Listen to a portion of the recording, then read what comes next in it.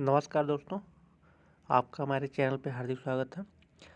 दोस्तों, हम लोग जो है इंडियन पॉलिटी जो है घटनाचक्र 2022 के वीडियो कंप्लीट कर रहे थे, जिसमें हम लोग राष्ट्रीय प्रतीक के पहले के जितने चैप्टर हैं वो कंप्लीट कर चुके हैं। उसको आप प्ले लिस्ट में देख सकते हैं। और आज स्टार्ट करते हैं हम लोग राष्ट्रीय प्रतीक, जिसमें नोट्स देखते हैं। पहले भारतीय झंडा संहिता में उल्लेख है कि राष्ट्रीय झंडे के रंगों और उसके मध्य में चक्र के महत्व का यथेष्ट वर्णन डॉक्टर राधाकृष्णन द्वारा संविधान सभा में किया गया था।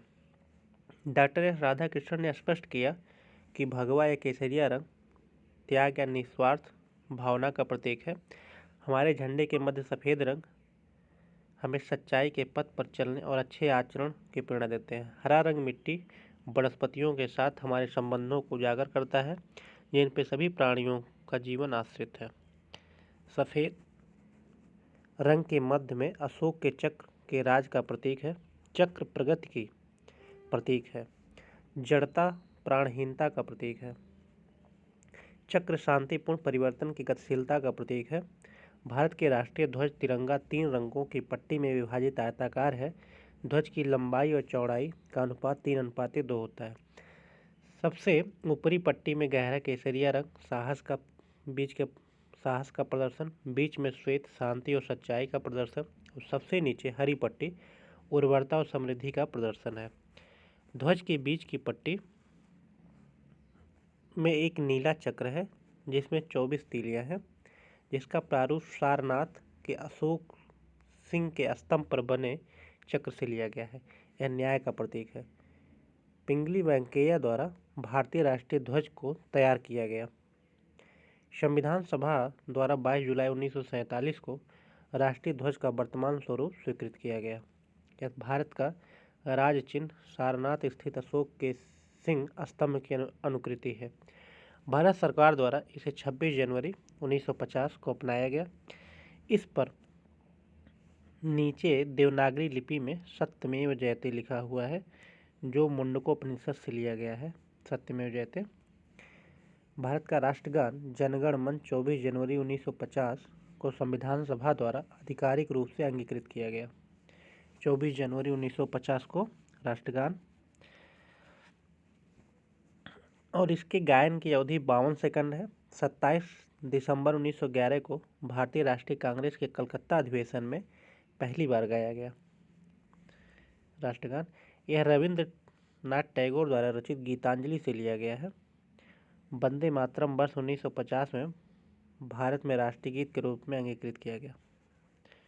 वंदे मातरम राष्ट्रीय गीत वंदे मातरम बंकिम चंद्र चटर्जी द्वारा लिखित उपन्यास आनंद मठ से लिया गया है।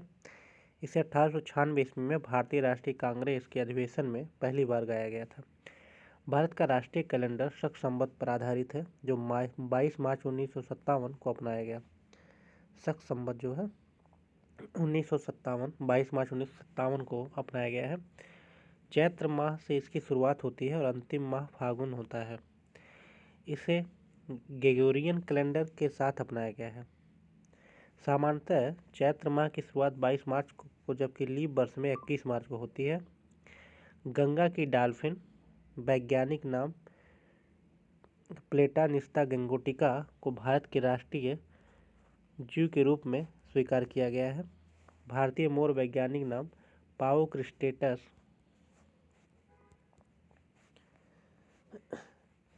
को भारत के राष्ट्रीय पक्षी तथा बाघ वैज्ञानिक नाम पैंथेरा टाइग्रिस को राष्ट्रीय पशु के रूप में स्वीकार किया गया।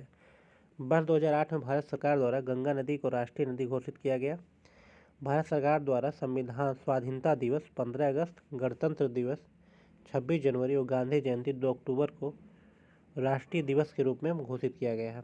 ध्यातव्य है कि कमल को राष्ट्रीय पुष्प, आम को राष्ट्रीय फल, बरगद को राष्ट्रीय वृक्ष के रूप में मान्यता प्राप्त है। केंद्र सरकार द्वारा राज्यसभा में दिए गए एक उत्तर के अनुसार इस संदर्भ में हालांकि कोई सूचना जारी नहीं की गई है। ये राष्ट्रीय कमल, राष्ट्रीय वृक्ष और राष्ट्रीय फल बरगद ये सब है। इसमें कोई सूचना नहीं जारी की गई है, बस एक वक्तव्य दिया गया था। इस पे जो आधारित प्रश्न है देखते हैं किस वर्ष में जनगण मन को भारत के राष्ट्रगान के रूप में अपनाया गया है? तो जनगण मन को 1950 में अपनाया गया है। 24 जनवरी 1950 को जनगण मन को राष्ट्रगान के रूप में अपनाया गया। संपूर्ण राष्ट्रगान को गाने का समय लगभग 52 सेकंड है। ठीक, अगला क्वेश्चन है, संपूर्ण राष्ट्रगान का वादन कितने सेकंड में होता है? तो 52 सेकंड में होता है। अगला क्वेश्चन, भारत शासन द्वारा राजकीय चिन्ह कब से अंगीकृत किया गया? राजकीय चिन्ह जो है कब से अंगीकृत किया गया? तो 26 जनवरी 1950 से राजकीय चिन्ह जो है अंगीकृत किया गया, जो अशोक स्तंभ पर है। भारत शासन द्वारा राजकीय चिन्ह को 26 जनवरी 1950 को अंगीकृत किया गया। यह सारनाथ स्थित अशोक के सिंह स्तंभ की अनुकृति है। भारत का संविधान सभा ने राष्ट्रीय ध्वज को सर्वप्रथम कब स्वीकार किया? तो राष्ट्रीय ध्वज को पहली बार जो है स्वीकार किया गया था 22 जुलाई 1947 को। अगला क्वेश्चन है,